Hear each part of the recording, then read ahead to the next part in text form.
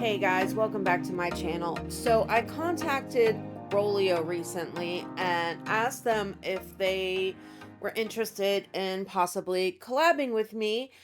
And they said, sure, what do you have in mind? So we talked about it and they were so generous and sent me all of these different colorants. Now, these ones that I'm opening now are their Solid Colors liquid pigment. Now, I did use these in the customizing your own vanity set video a couple videos back, and I just played around with them, not really necessarily to showcase them, but I did mess around with them and they are really cool and I look forward to using them in the future. Now, this is an 18 pack set and it's just got all of these just gorgeous colors, all kind of along the pastel-y lines, and I'm super excited about trying these. Now, I don't know if you guys have realized this yet or not, but I use Rolio mica powders all the time.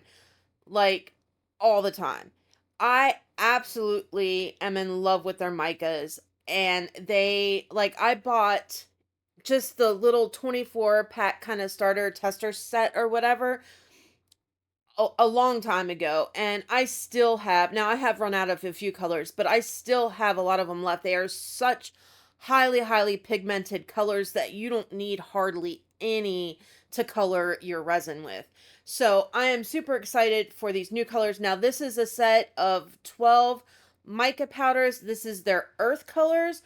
These colors are absolutely gorgeous. Like, oh my god, I cannot wait. You don't even know how excited I am. Like, I love their colors. I really do. And they're the only brand that I have tried thus far to actually get that elusive true red color when you're mixing in resin. So, if you haven't tried out Rolio, you guys really need to.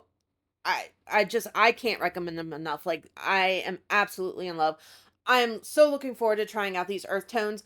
Now, this one I'm super excited about too. This is their fluorescent colors, and I have an idea of maybe like a mini series that I want to do here coming up that I think that these will work great for, and I'm super excited. I don't do a whole lot with fluorescent typically, but I think that in certain things they have their place, and what I want to do next, or what I want to do with these, I think will be super cool.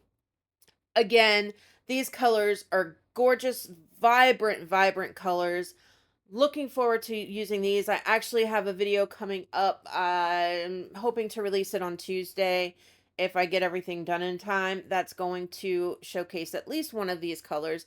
But look how gorgeous they are. I mean, they are just, wow, vibrant colors. And I'm in love. Like, I honestly, I can't say enough good things about Rolio and their colors. Okay, now this one. This is something new that they just recently put out on the market. This is their pigment paste. I, prior to receiving this, didn't even know that they had them out. So I'm thinking that maybe they released them in the time between when I was talking to them and me receiving the package and kind of doing this video. But they did send me 7 different colors of their pigment paste, and I'm really excited, and we're going to be playing around with one of them today. I'm going to interrupt myself real quick. I just wanted to let you guys know, like, I'm not affiliated with them. I don't get anything if you, like, I get no commissions, nothing. I like these products so much that I can't help but recommend them to you guys. I haven't had a whole lot of luck as far as colored pigment paste go. Like, I've used the HTV Ront black and white, and I like that. I like it a lot, actually. It works really well. The thing that I don't like about it is the bottle that they put them in. These come in nice little jars, super easy to get your color out of. I have a hard time. I have issues with my hands, and I get like a lot of numbness and weakness in my hands, and squeezing those bottles from the HTV Ront really hurts my hands and I have a hard time doing it. So these containers are kind of perfect for it. And a lot of these colors that I'm seeing go along with the same colors that they put in their 24 pack. I think it's just like their normal one. It's not one that has a specific colors to it. But they did have the purple heart. That was the one I was comparing up against the mica. Now, I realized that on my camera, it always looks blue. I don't know why. It's a gorgeous, like, royal purple. I mean, it's a gorgeous color. And then we've got the black, we've got the white, we've got the blue, green, and kind of like a rosy pink color, and then this tiger orange. I can't remember the exact names of the colors. I'll list them below in my description box. All right, so now what we're gonna do today is, I don't know how many of you know, but my son recently had twins. They had them right before Christmas, and I want to do something special. It's his first, can't say first kid, first kids.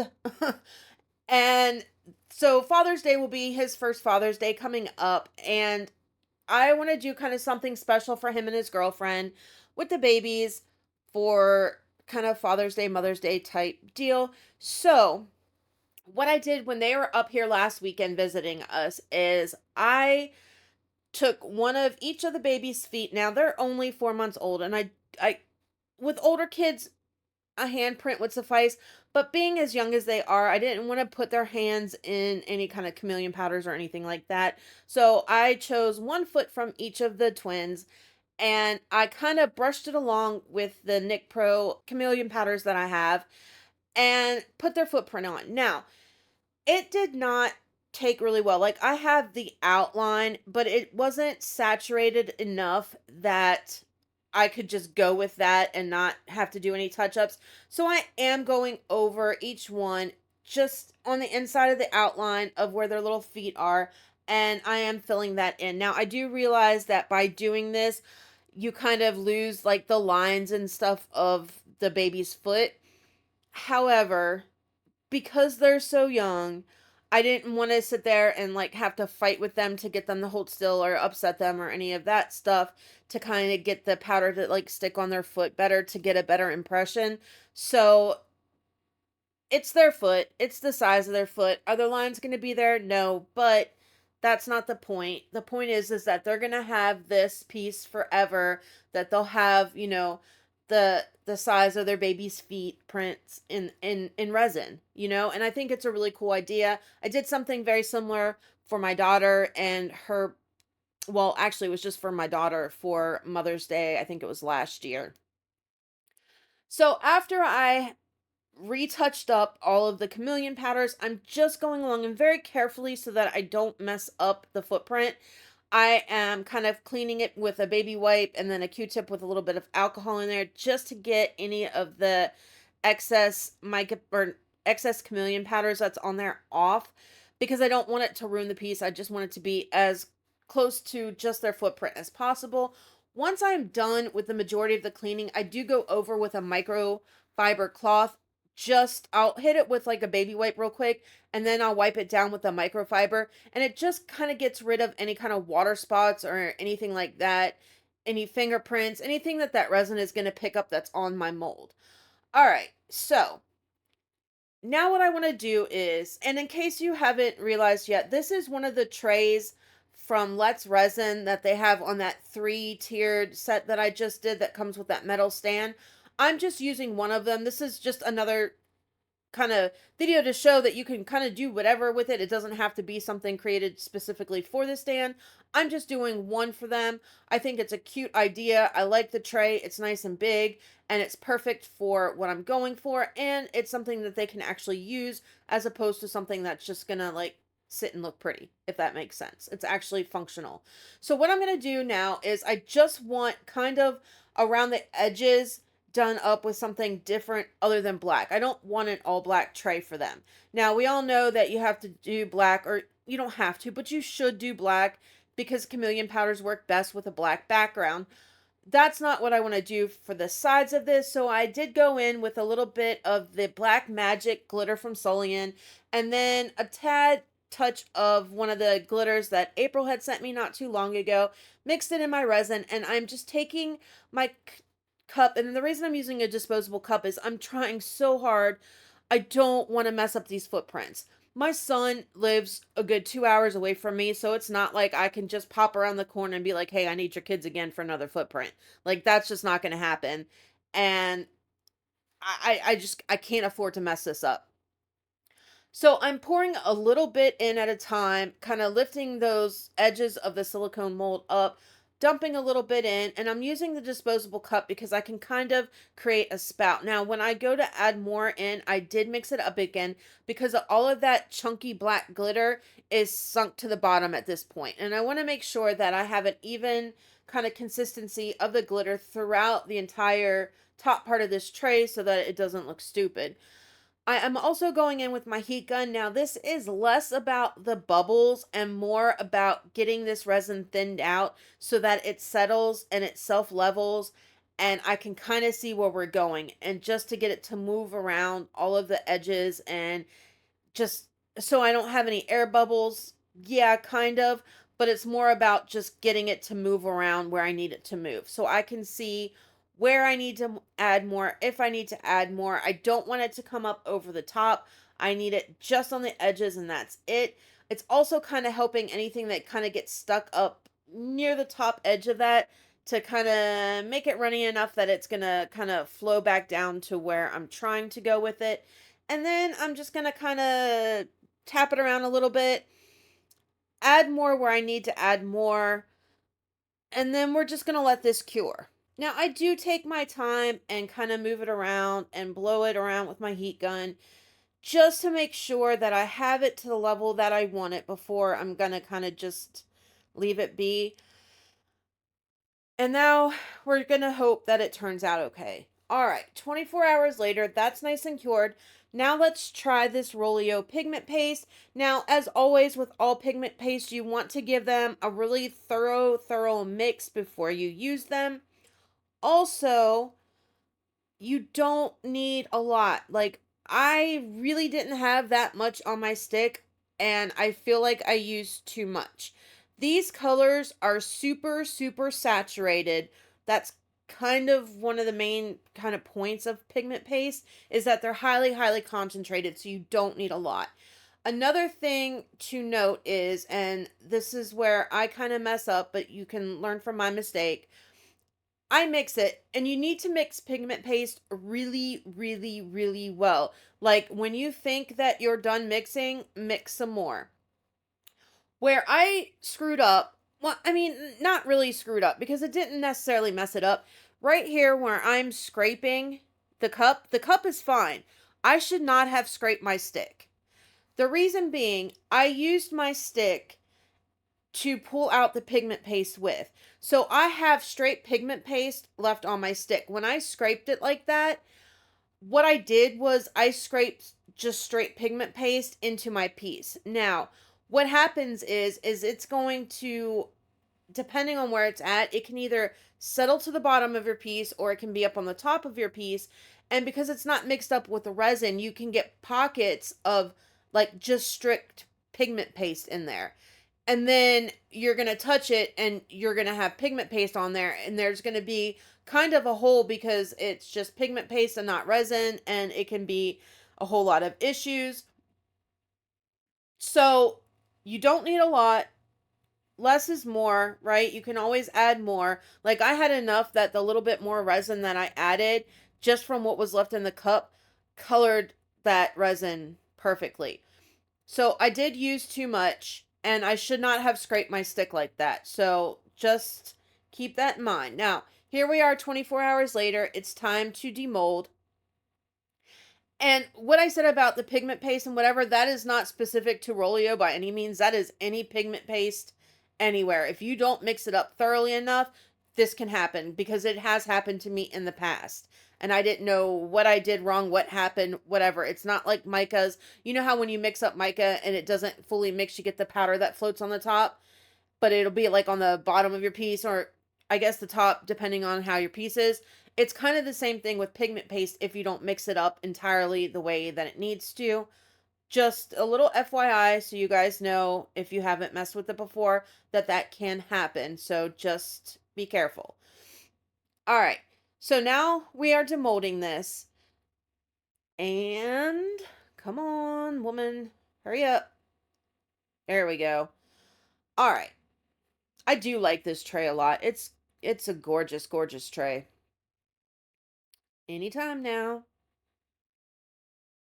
Just look how black and how shiny that is. It's absolutely stunning. It I love it. It's gorgeous. But we're not done yet. We're not done yet. We've got to add a little bit of something something to it to kind of bring it up a little bit more. Now, when I flip it back over, you're not necessarily going to notice, but I kept touching it, I kept getting pigment on my hand and I couldn't figure out what it was. Right by the foot on the left-hand side of the screen, there's a spot where when I scrape my stick, the pigment just straight pigment on there. Now, it's not going to matter so much right now because I am top coating this because I am adding some vinyl to it. But if it wasn't something that you planned on doing, it could completely mess up your piece and then you get pigment everywhere and it's just a whole thing. Anyway, so I decided on some kind of bluey purple iridescent vinyl to use on this for the words, and I'm just putting their names by the side of their feet so that, they know whose foot is whose. And then I decided on just a little saying that I thought was cute, and I'm going to add their birthday in there. Now, another learning lesson for you. Oh, first of all, to whoever it was in one of my videos where I did vinyl and I said I hate weeding because I hate weeding, and whoever it was that told me to weed backwards, God bless you. I remembered, which is a miracle in its own, but I did it. And oh my God, it is like mind blowing, life changer. So thank you, thank you, thank you so much. And once I the next time I do it, I'll have to try and remember to show you guys how to do it, but it is like amazing. Like seriously amazing. Like it makes life so much easier when you're weeding. Like you don't even know. So I will show you the next time I do it. I wasn't recording that when I was doing it and it just popped into my head and I was like, "Oh yeah." And I tried and it worked and oh my God, guys, you've got to do it this way. Okay, so let's talk about using the right tools for the right job. Now, we all know there's different resins to use for different things. Well, when you're dealing with your Cricut and doing vinyl, there's different transfer tapes or different transfer sheets for different things. Like there's a strong and then there's the normal. And I should have used the normal on this. And as you can tell by the way that I'm fighting, I did not. I used the strong like a big dummy. And where I didn't have issues with weeding, I do have issues with this. And it was, it took forever. Like, it took forever to do this. This should have been a bam, done, like, super easy. Put it on, take it off. And no, no, no. I used the strong transfer. And you're only supposed to use that with, like, certain vinyls. And typically, yeah, you can kind of push it up against maybe some fabric or something to kind of take some of the stickiness away. I've used this piece several, several times.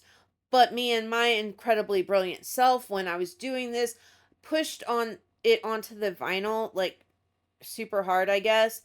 And now it's like super stuck. And then I wasn't thinking that it was the strong transfer tape that I'm using. And yeah, I pushed it down hard onto the resin. So the letters didn't want to stick. And then they just wanted to stick to the transfer tape. And then I had a fight. And then the transfer tape was ripping because it was stuck so well to the resin.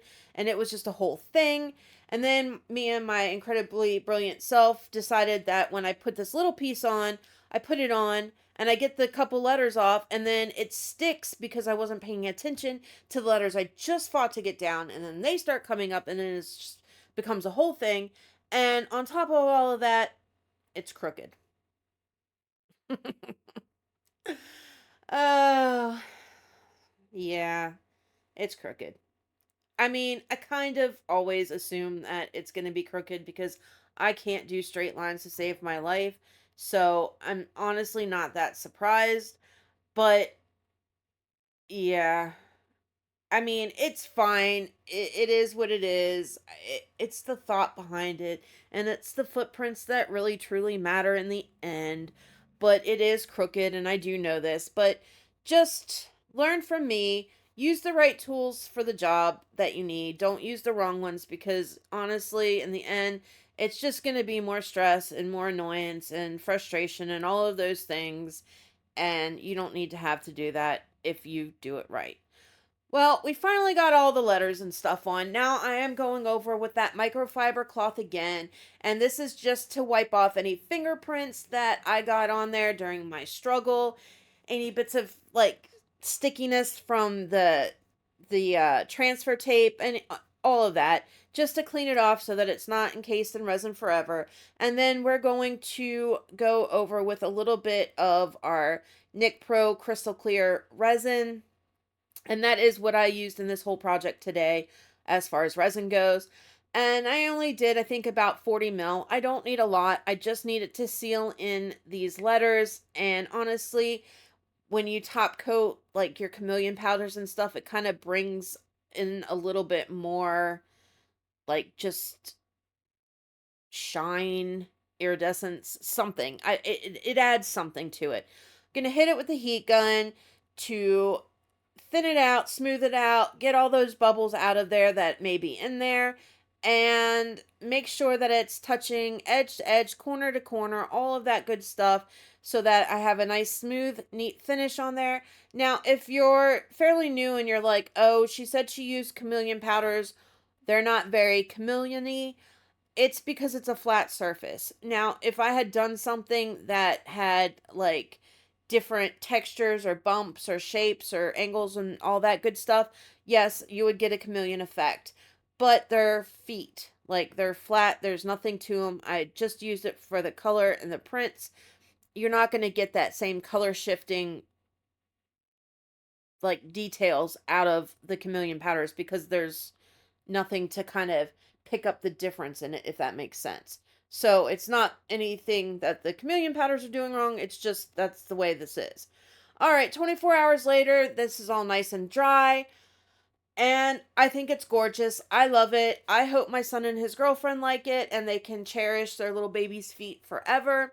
That's a wrap on this one, guys. Like, subscribe, share, all that good stuff. I will catch you guys on Tuesday in the next one. Don't forget to check out the description box. All the links and all that good stuff. Discount codes will be in there. And I will see you guys later. Love ya. Bye.